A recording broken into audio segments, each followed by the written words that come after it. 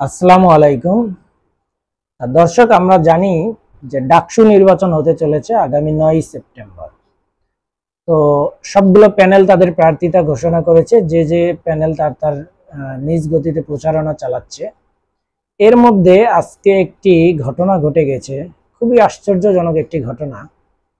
সেটা হলো যে শিবিরের প্যানেল থেকে জিএস পদে নির্বাচন করতেছে ঢাকা বিশ্ববিদ্যালয় শাখার শিবির সভাপতি এস.এম. ফরহাদ। এই ফরহাদে প্রার্থিতা চ্যালেঞ্জ করে একজন শিক্ষার্থী হাইকোর্টে রিট করেছে।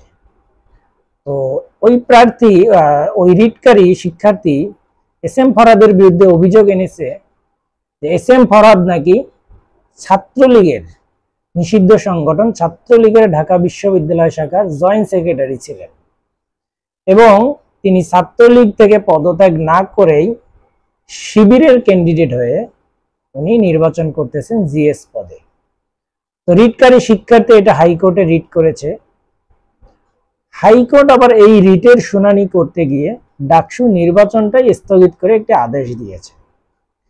এইটা নিয়ে দুপুরের পর থেকে পুরো ঢাকা বিশ্ববিদ্যালয় এমনকি সারা বাংলাদেশে অনেক জল্পনা কল্পনা, অনেক মিছিল মিটিং আমরা দেখলাম। ছাত্রদল, বাগচাষ, এমনকি ছাত্র শিবির তারাও অনেক মিছিল মিটিং করেছে যে কোনোভাবেই কোনো ক্রমে এই ডাকসু নির্বাচন স্থগিত করা যাবে না। তারপরে আমরা আইনজীবীদের কাছ থেকে শুনলাম যে হ্যাঁ, হাইকোর্ট একটা রায় দিয়েছে, ডাকসু নির্বাচন স্থগিত করেছে, কিন্তু আইনজীবীদের পক্ষ থেকে এটাও বলা হলো যে যত দ্রুত সম্ভব এই রায়ের বিরুদ্ধে চেম্বার জজে আপিল করা হবে।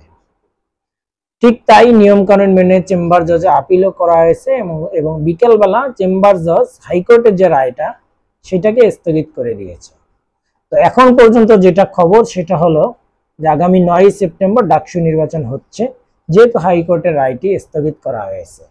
কিন্তু এস.এম. ফরহাদের প্রার্থিতা চ্যালেঞ্জ করে যে রিটটি করা হয়েছে সেটার এখনো কোনো সুরাহা হয়নি। আশা করি কোনো সমস্যা হবে না, ডাকসু নির্বাচন হবে এবং ঢাকা বিশ্ববিদ্যালয়ের যারা শিক্ষার্থী তারা নিজেদের পছন্দ মতো ভোট দিয়ে তাদের নেতৃত্ব ঠিক করবে।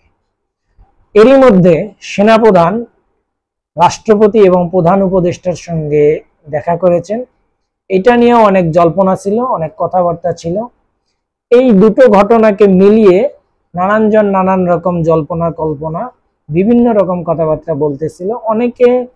অনেক ইউটিউবার, ইনফ্লুয়েন্সারদেরকে বলতেও শুনলাম যে জরুরি অবস্থা জারি হতে পারে। তো এই সব মিলে আজকে সারাদিন রাজনৈতিক অঙ্গনটা খুবই আলোচনায় ছিল, খুবই জল্পনা কল্পনা ছিল। তো দেখা যাক আগামীতে কি হয়, ডাকসু নির্বাচনটা সঠিকভাবেই হবে। আশা করি ভালো থাকবেন সবাই।